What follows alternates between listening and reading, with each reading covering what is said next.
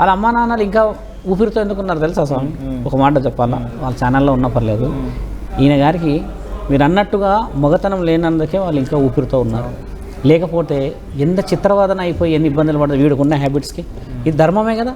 ఇప్పటికీ నేను ముందుకు రావడానికి గల ముఖ్యమైన కారణం ఏంటంటే, శ్రీనివాస్ ఎన్ని చేసినా కూడా స్వామి ఒక మాట అన్నారు, కన్యతనము అది ఇది అన్నారు కదా, ఇవన్నీ శ్రీనివాస్తో కాదు. నేను అన్ని పైన పటారాలే చేస్తున్నాడు కానీ లోన లొటారం అనేది ఒక మనస్సాక్షి. ఒకసారి కరీంనగర్ మహిళతో మాట్లాడిన ఆడియో ఉంది, ఒకసారి నేను సైకలాజిస్ట్ వినిపిస్తాను. ఎందుకంటే ఆ ఆడియోలో చూడండి ఎంత మధురంగా, అంటే నిజంగానే ఎంత లవ్ యూ అని చెప్పి. పీసీఆర్ ఒకసారి పాసిబుల్ ఆడియో ప్లే చేయగలుగుతారా? లవ్ సింబల్ ఇట్లా పెడుతున్నాడు. రైట్, ఒకసారి రవి అది రెడీ చేయించండి. సో నిజంగానే ఆ ఆడియో మీరు కూడా వినే ఉంటారు.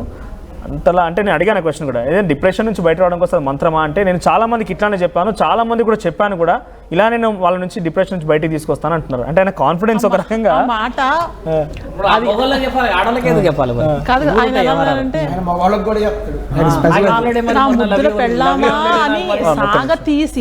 ముద్దులు పెళ్ళామా అని సాగ తీసి లిటరల్లీ ఏదో కొత్తగా పెళ్ళయి ఇప్పుడే ఏదో పని మీద బయటికి వెళ్ళి ఈ లోపల వదిలి ఉండలేక ఉన్నట్టుగా మాట్లాడాడు ఆయన.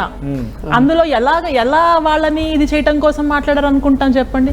మినిమం మన కామన్ సెన్స్ ఉంటుంది కదా, విన్న ప్రతి ఒక్కరికి అనిపిస్తుంది. తను చెప్పినంత మంది నమ్మటానికి I miss you, I love you accept చేసింది, ఆడియోస్ ని యాక్సెప్ట్ చేసింది. ఎప్పుడైతే ఈ వర్షన్ అమ్మాయి వచ్చిందో తర్వాత తను నెగిటివ్ వచ్చింది. అప్పటిదాకా నాకు తెలిసి ఫైనాన్షియల్ ఆస్పెక్ట్ మధ్య మ్యూచువల్ గా జరిగాయి అవన్నీ కూడా, ఫోర్స్ఫుల్ మ్యానిపులేషన్ లీగల్ గా చెప్తాను కూడా.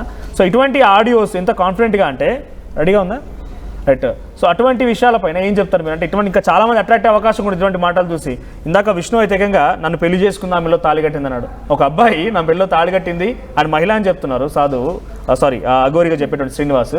సో నాకు నా మెళ్ళలో తాళి కట్టింది, నా బొగ్గలు కొరికింది, నా పైన వాళ్ళు పడుకొని దొరలాడింది అని చెప్తున్నారు. వాళ్ళు కూడా ఒక సందర్భంలో యాక్సెప్ట్ చేశారు వాళ్ళందరినీ కూడా.